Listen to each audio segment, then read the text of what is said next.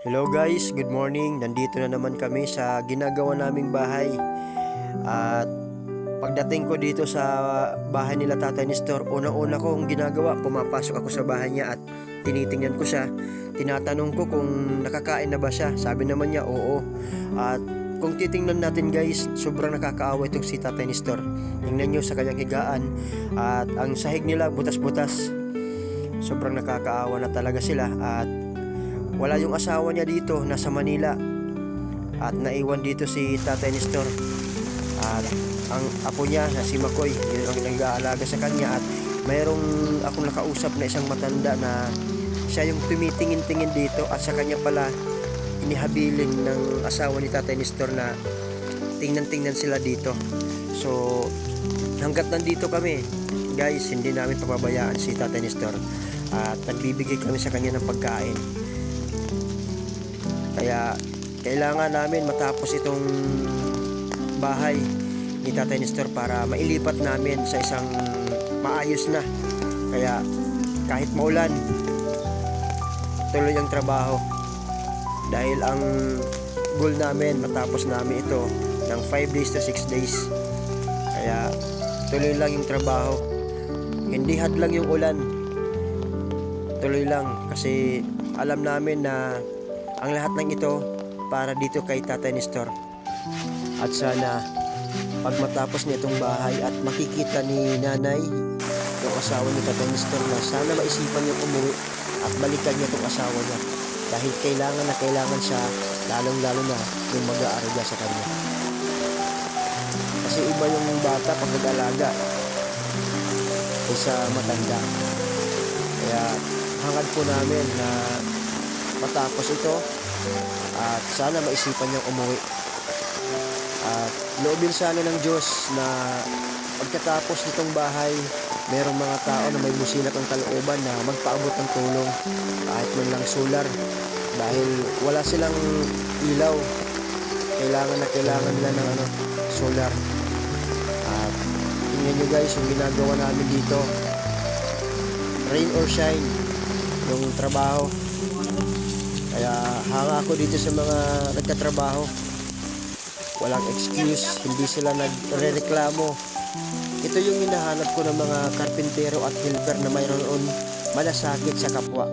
Kasi nung nakita nila si Tatay Nestor, sabi nga, nakakaawa nga naman at kailangan nilang pagtulungan para matapos to.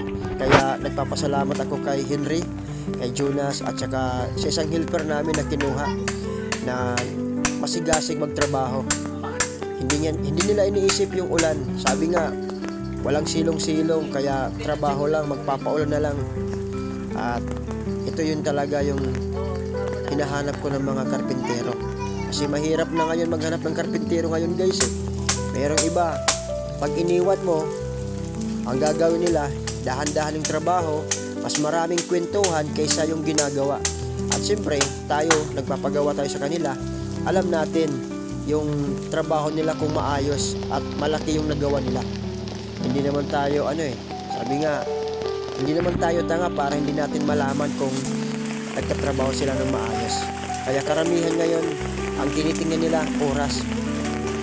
Kaya sayang yung sweldo natin. Pero itong tatlo na to, wala akong masabi. Kaya si Henry, si Jonas, pang-5 project na to na ginawa naming bahay, talagang kahit walang tanghalian, tuloy-tuloy yung trabaho. Kaya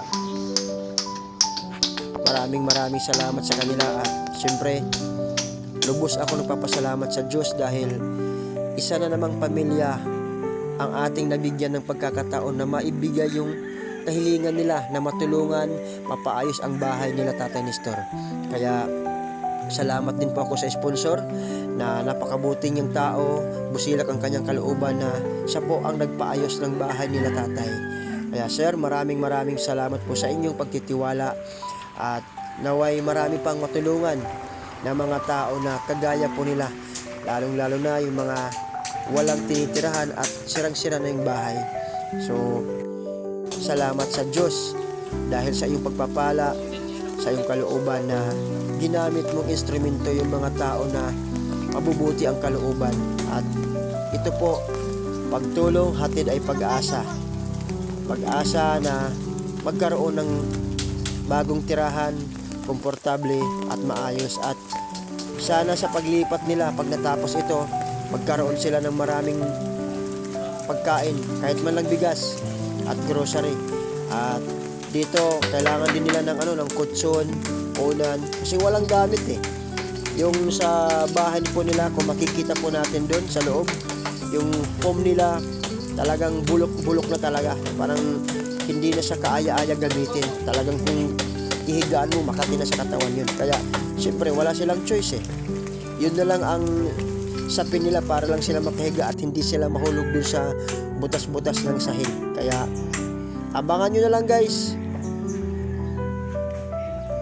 Papagandahin namin ito. At sa mga hindi pa subscribe sa YouTube channel ko, sana po guys, suportahan nyo po ang Lakwat Zero Pagbulig Vlog. At marami pa sana tayong matulungan ng mga kababayan natin, lalong-lalo na dito sa Leyte.